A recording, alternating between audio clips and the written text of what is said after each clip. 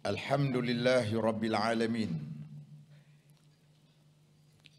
Wassalatu wassalamu ala ashrafil anbiya'i wal mursalin wa ala alihi wa ashabihi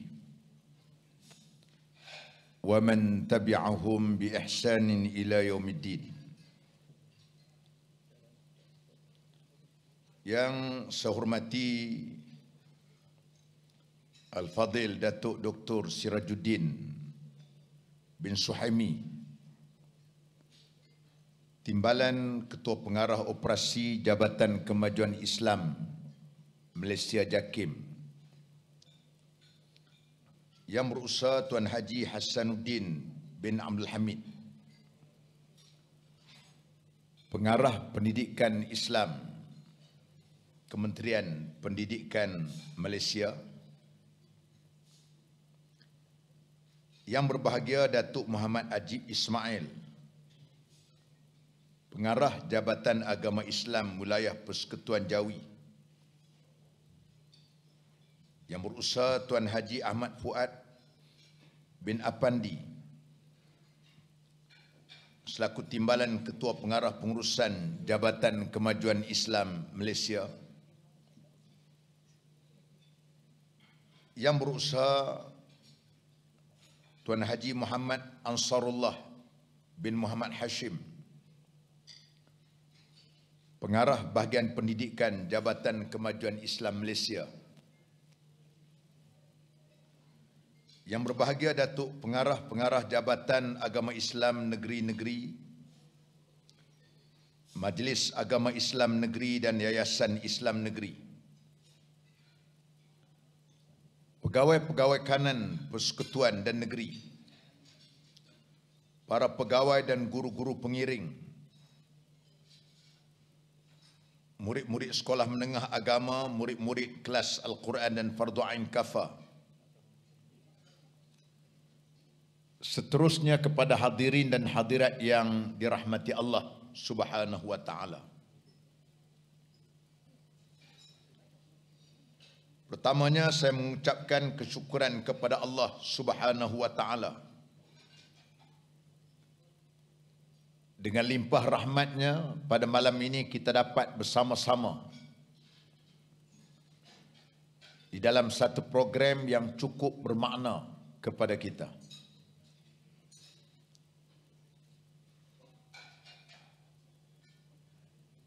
Kerana sejak daripada saya memegang portfolio Menteri di Jabatan Perdana Menteri yang bertanggungjawab menjaga hal ehwal agama Islam, inilah kali pertama saya dapat bertemu mata dan beramah mesra bersama-sama dengan keluarga Kafah dan keluarga sekolah agama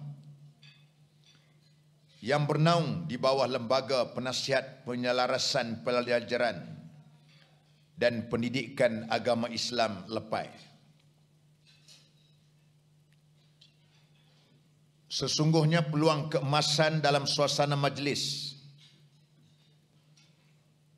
yang cukup meriah dan penuh mahabbah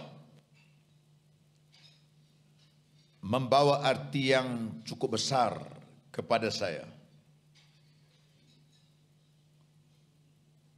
Kerana bidang pendidikan Islam merupakan antara perkara fokus dan keutamaan saya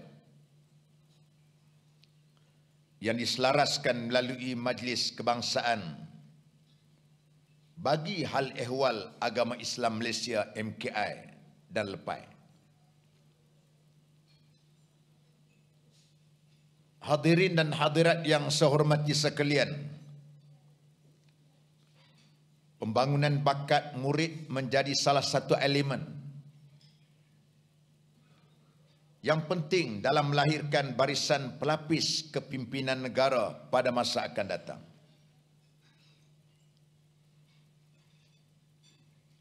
Saya mengharapkan anak-anak kita yang pada hari ini datang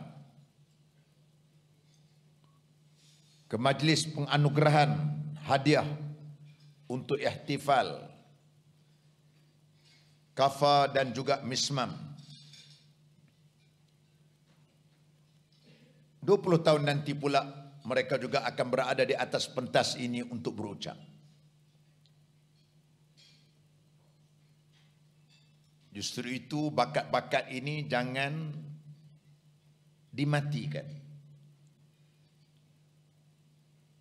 Bakat ini mesti disubur dan dihidupkan. Ada anak-anak kita dulu seorang Johan pidato di sekolah. Tapi apabila mereka sudah dewasa, mereka sudah masuk universiti dan mereka tenggelam bakat dia. Sepatutnya perkara itu perlu digilap dan perlu disuburkan. Saya ingat sekolah-sekolah agama dulu, sebab tu budak-budak sekolah agama ni dia cakap pandai. Dululah saya tak tahu sekolah hari ni. Saya lama dah tinggal. Macam kalau kami di Matan Mahmud dulu, dia ada program muhadarah. Setiap minggu wajib kena hantar wakil untuk hadir ke dalam program muhadarah. Tak kiralah sajak ke, dia forum ke, dia berceramah, bersyarah ke. Artinya bakat itu digilap ketika di sekolah.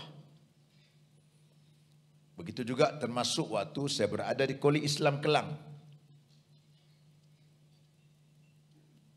Ketika itu Kolej Islam Kelang ni dia akan taja satu pasukan yang akan masuk pasukan Piala Perdana Menteri. Kemudian dia open untuk kita challenge pasukan yang telah ditentukan oleh pihak kolej. Kelas-kelas akan hantar nak lawan untuk pasukan yang telah dipilih peringkat awal. Itu bermula latihan dia. Saya teringat kisah saya juga. Malam ni tercerita bab kisah. Pasti nak cerita kat adik-adik kita ni. Saya dulu pun bukanlah orang yang pandai bercakap. Waktu itu di Kolej Islam, oleh kerana ada pasukan pencabar, maka ada kawan yang ajak, dia kata, "Derih, marilah bentuk pasukan nak beri cukup orang." Saya kata, aku tak pandai nak bercarah ni. Allah duduk je lah. Nak cakap lah apa benda nak beri cukup pasukannya. Jadi apabila saya masuk itu,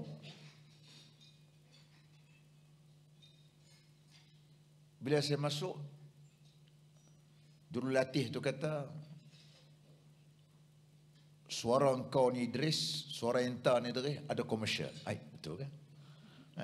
Dia kata ada komersial kan? Di situlah saya bermula untuk nak asah bakat.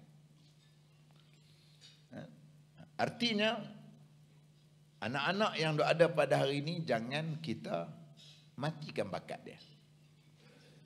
Saya ada seorang abang saya.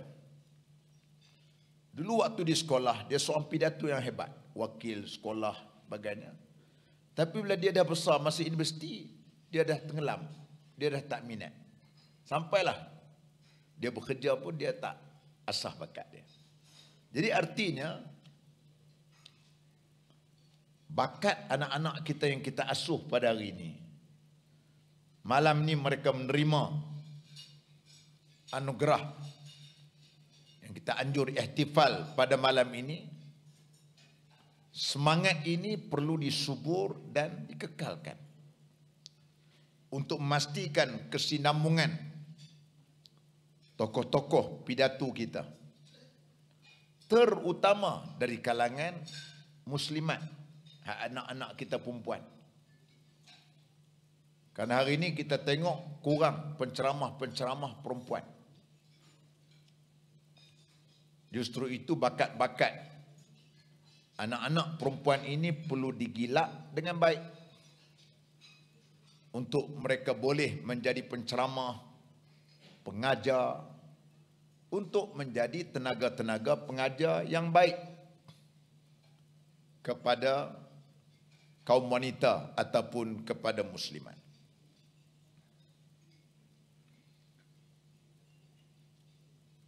Pembangunan bakat murid menjadi salah satu elemen penting.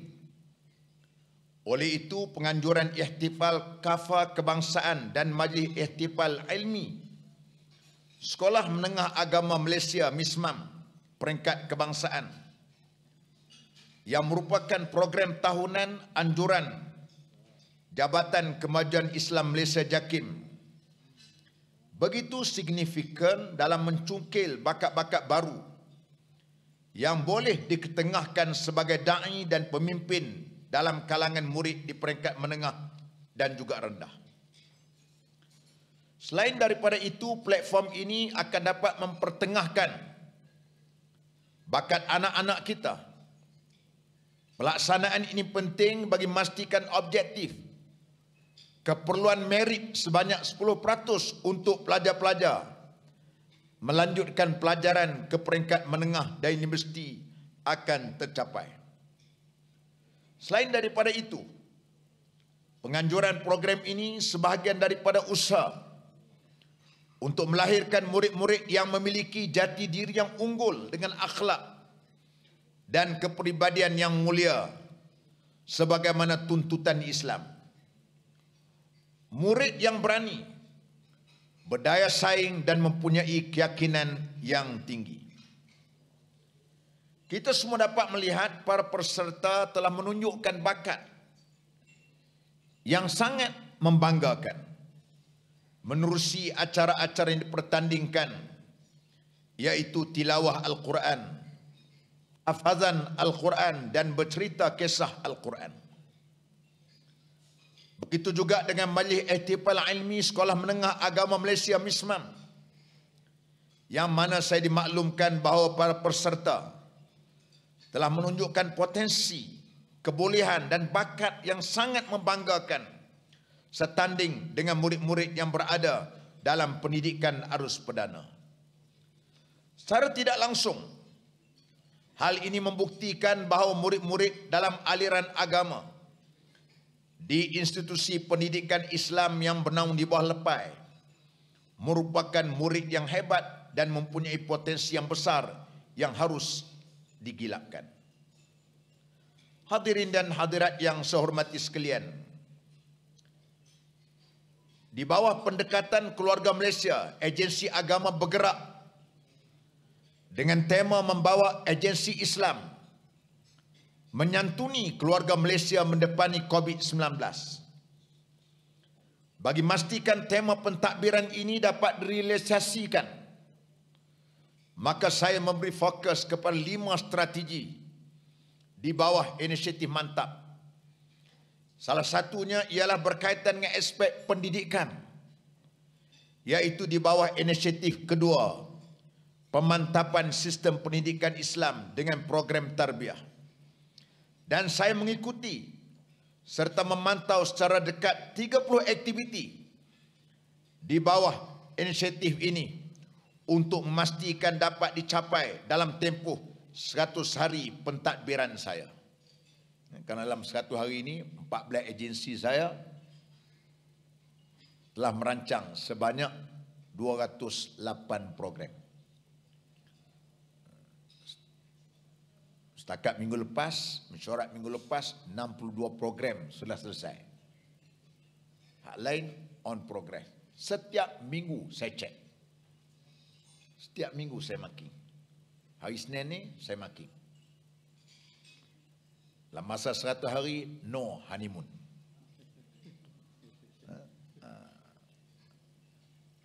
Tak ada untuk masa untuk berehat. Lepas itu pun tak ada no honeymoon juga. Sebab itu antaranya 30 aktiviti ialah dalam program pendidikan ini tadi. Pengajian kafa telah menempuh laluan dan ranjau berliku sejak dilaksanakan oleh JAKIM pada tahun 1960. Bermula dengan hanya 44 orang penyelia 5.830 orang guru dan 169.330 murid. Kafa terus berkembang dan sehingga kini mempunyai 383 orang penyelia, 35.000 orang guru, lebih 1,1 juta orang murid. Dengan perkembangan pesat ini dan kejayaan yang telah dicapai selama ini, JAKIM selaku agensi penyelaras di peringkat persekutuan sentiasa berusaha mengambil inisiatif bagi memperkasakan Kafa melalui penambahbaikan secara berfasa dan dilaksanakan dari semasa ke semasa. Penambahbaikan yang saya maksudkan ini merangkumi aspek pengurusan, kebajikan penyelia dan guru Kafa, latihan kompetensi, pemberian bantuan khas secara one-off, keselamatan premis, prasarana dan sebagainya yang dirancang dan dilaksanakan secara bersama antara JAKIM, agensi pelaksanaan Kafa negeri dan juga Kementerian Pendidikan. Sesungguhnya kita semua perlu sentiasa bekerjasama erat untuk melaksanakan misi besar ini. Pada malam yang penuh gemilang ini, sejarah bakal terpetri untuk program Kafa dengan pelancaran rasmi logo Kafa. Dari segi signifikannya, penggunaan satu logo Kafa yang seragam di seluruh Malaysia akan menjadi penanda aras yang melambangkan imej dan prestij Kafa itu sendiri sebagai sebuah program yang berkualiti dan diyakini oleh masyarakat. Sebagaimana logo halal, masyarakat awam dapat mengenali program Kafa yang sah dan berdaftar dengan agensi pelaksanaan Kafa negeri hanya melalui logonya, iaitu program Kafa yang memenuhi standard yang digariskan oleh JAKIM, sama ada dari segi aspek dasar, kurikulum, buku teks, latihan, pembiayaan, pengurusan sumber manusia, kaedah pentaksiran, pemantauan dan penyeliaan. Hadirin dan hadirat yang saya hormati sekalian, sesungguhnya guru Kafa kita tidak pernah dipinggirkan. Malah kerajaan amat menghargai jasa dan sumbangan guru Kafa yang selama ini begitu dedikasi dan komited dalam mendidik anak-anak bangsa tanpa mengenal arti penat, lelah dan jemu. Sebenarnya guru Kafa ni pahala lebih banyak daripada pensyarah universiti. Sebab apa? Sebab guru Kafa yang menyebabkan anak-anak murid dia mula semayang. Cuba bayangkan kalau kita ni semayang hari ni umur 50 tahun, 60 tahun. Kita belajar semayang ketika umur 6 tahun, 7 tahun. Kita dah meninggal, guru kita sudah meninggal, maka selagi itulah pahala akan dapat kepada dia. Jadi tuan-tuan pun sama juga. Janganlah berasa malu mengaku guru Kafa. Kita rasa kita mulia jawatan kita ni sisi Allah Subhanahu wa taala.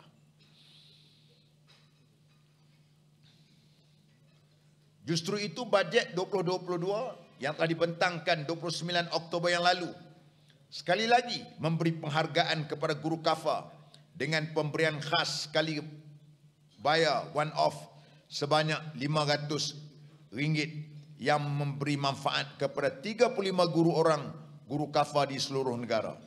Bajet 2022 juga sekali lagi menyaksikan peruntukan untuk kerja-kerja penyelenggaraan dan pembaikan sekolah agama, tahfiz dan pondok ditingkatkan yang dahulunya 100 juta dan dipertingkatkan sebanyak 140 juta.